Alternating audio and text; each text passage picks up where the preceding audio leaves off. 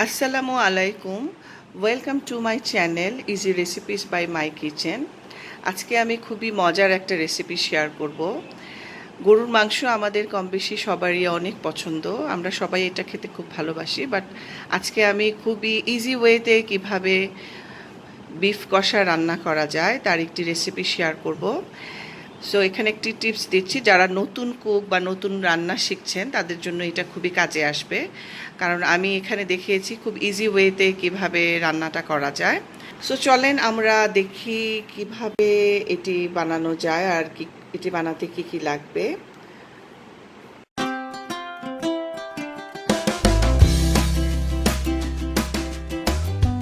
So beef কষা রান্না করতে প্রথমেই আমাদের লাগবে 1 কেজি গরুর মাংস।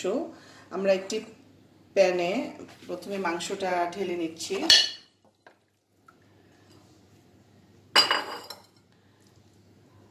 সো এখানে আছে 5টা এলাচ, কয়েকটা লবঙ্গ, 4-5টা দারচিনি এবং কয়েকটা গোলমরিচ, আস্ত গোলমরিচ।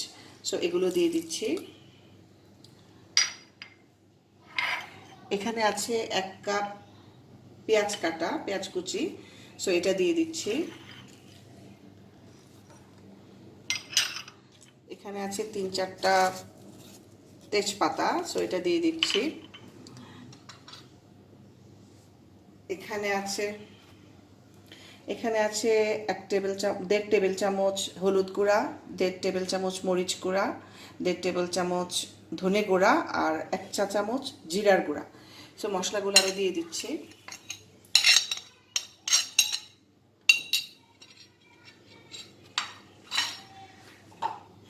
সো এখানে লাগবে বাটা মশলা। আমি দিচ্ছি 1/2 কাপের মতো পেঁয়াজ বাটা,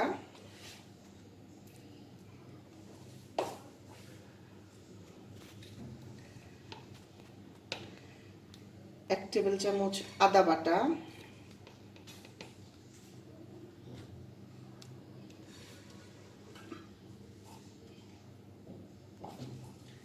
এখানে জিরা বাটা দিচ্ছি 1 চা চামচের মতো জিরা বাটা,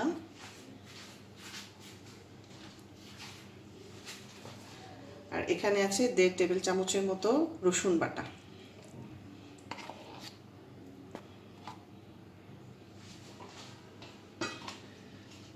দিয়ে দিচ্ছি স্বাদ মতো লবণ,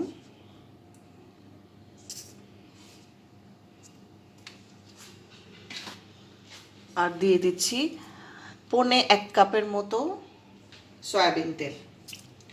সো এই সবগুলো উপকরণ আমি এখন মাখিয়ে নেব।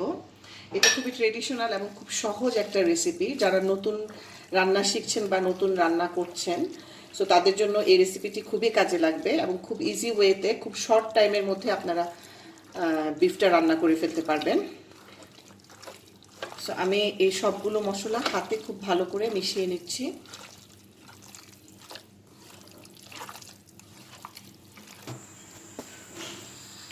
সো আমার বিফটা মাখানো হয়ে গেছে।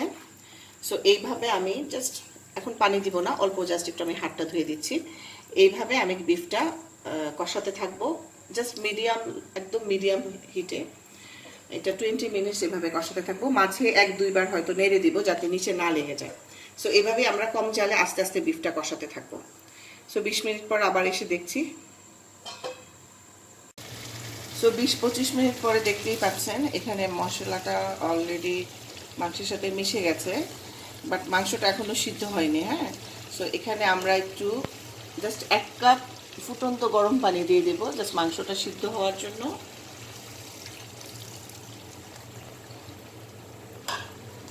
আর জালটা অবশ্যই মিডিয়াম আঁচে থাকবে, মিডিয়াম হিটে থাকবে। আর এখানে আমি এই মুহূর্তে একটু জাস্ট জিরার গুঁড়া দিয়ে দেবো 1/2 চা চামচ।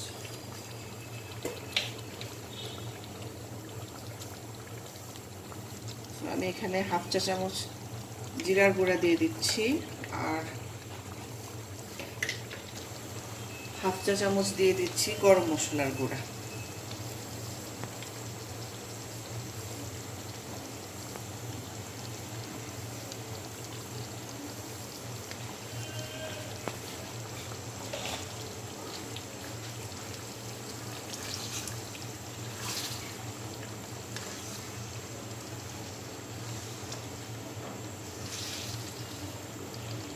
সো এইভাবে আমার বিফটা আস্তে আস্তে, যেহেতু এটা কষা বিফ, সো এটা খুব মিডিয়াম লো হিটে